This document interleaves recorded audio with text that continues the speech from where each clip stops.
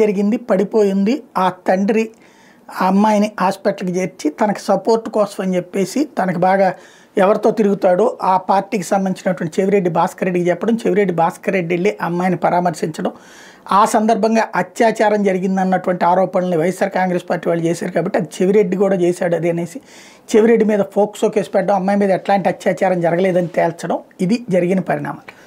ఈ వ్యవహారంలో చెవిరెడ్డి మీద ఫోక్సో కేసు పెడితే ఫోక్సో అంటే నాన్ బెయిలబుల్ కేసు, కనీసం 6 నెలల పాటు బయటికి రాలేనటువంటి కేసు. అయితే అమ్మాయి తండ్రి అసలు నేను అట్లాంటి స్టేట్మెంట్ ఇవ్వలేదని ఓపెన్ స్టేట్మెంట్ ఇచ్చాడు.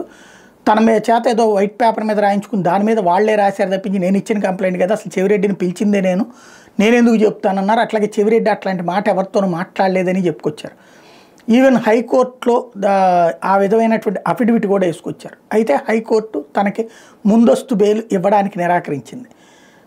సుప్రీంకోర్టుకు వెళ్ళడానికి సిద్ధమని ప్రకటించినటువంటి చెవిరెడ్డి మరి ముందస్తు బెయిల్కి ఏమన్నా అంటే ఈయన క్వాష్ చేయమన్నాడు. క్వాష్ పిటిషన్ కొట్టేసింది కోర్టు.